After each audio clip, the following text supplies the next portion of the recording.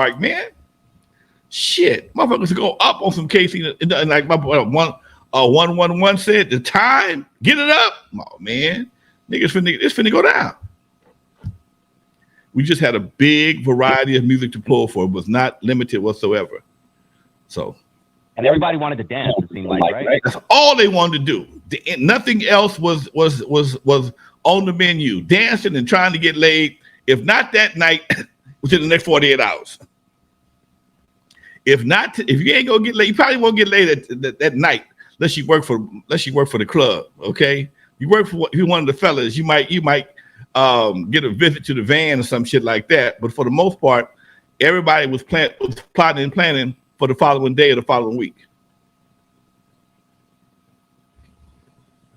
Dudos at the same time. What kind of vibe would one expect if they walked into Dudos back then? Dudos, a lot of the same stuff at Dudos, but Dudos was so much bigger. It just looked like a bigger. Dudos was 3 times big as Eve, maybe 4 times bigger than Eve. Eve held about 300 people. Dudos had like 1,200, and it took a lot more people to fill Eve up. To fill Dudos up.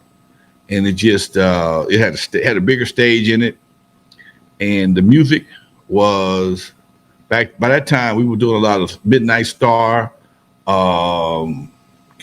Cameo, and Slave was the shit back then. Okay, Slave was the shit. So all these acts played a major role in the soundtrack of both of those clubs.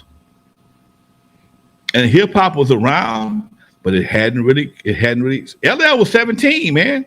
When LL came to do those, he was 17 and got booed. Got fucking booed at Skateland because I think he had on some blue shit or something like that. He had the wrong color. Yeah, you mentioned that before. Tell that story again. You guys are in a Bloodhood, and he was wearing all. He had on the wrong color, whatever it was, and somebody threw a shoe at his ass. I believe it was something like that. Yeah, it was crazy, dude. It was crazy.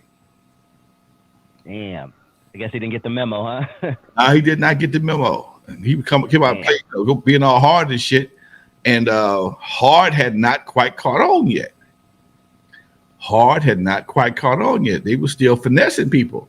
MCs were still finessing. Okay. We by this time we playing Freeze Come Out at Night and some other shit, and this I don't know, maybe I think might have been playing 5 Minutes of Funk, but it was a lot more finesse than it was aggression, and that made a big difference to how people accepted you, because again, that was the first time they saw anything like that. That makes a lot of sense. Mm-hmm. Yeah. Which place gave you the least headaches, Dudos or Eve After Dark? Skateland. Those two right there, I had to be on point. I had to, at Skateland, Eve After Dark, I had to be on point because I had to answer to Jeffy. That was my first club, and he kept his foot on my ass.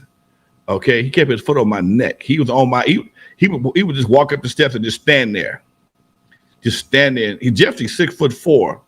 Okay, and he walked in the room. He's the tallest motherfucker in the room. Okay, and when he came in the room, you could tell by what he had on. He didn't belong there. Okay, but you knew he belonged there because you could tell it. You tell he had authority. Okay, he didn't say shit. He just looked around, stand there for a few minutes, shake his head, and get the fuck out of there. Okay, and if he saw something he didn't like, he'd call me on the phone later on and give it to me.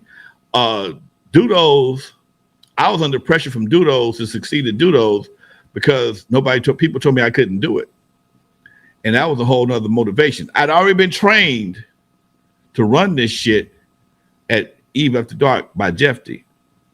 Old man Dootsy was 87 years old when I got to Dudos. He wasn't staying up all night. He wasn't walking in the club. His stepson would oversee the venue. His stepson saw all the shit, including my shit.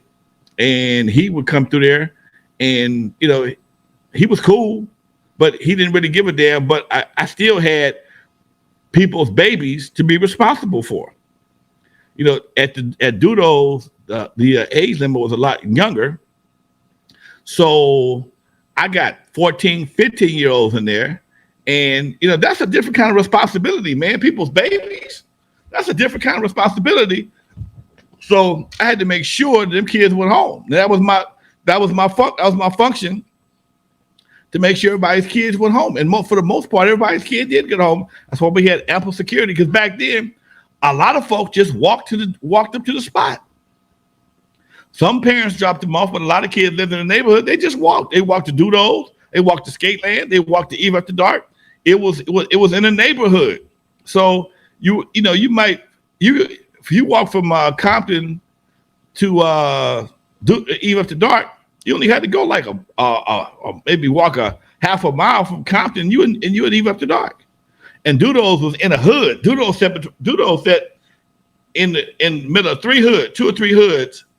So you could get walking distance. You had a walk-up clientele, literally a walk-up clientele at Dudo's and Skateland. So you had to just be aware of any potential dump shit. Dump shit was not as prevalent as back then as it is now. I don't recall nobody getting shot or getting shot at on a drive-by coming home from Dudo's or Skateland. But it just, you just want to make sure everybody get home, man. Yes, Dudo's was right next door. Literally, if you hop the fence in the Dudo's, you're gonna be in Skateland. You go the other way, you're gonna be on Dudo's. They was literally next door to each other. So it just, it's just my sense of responsibility was probably my biggest competition at that time. That's probably what I was fighting. I was competing against me to get people's kids home safely.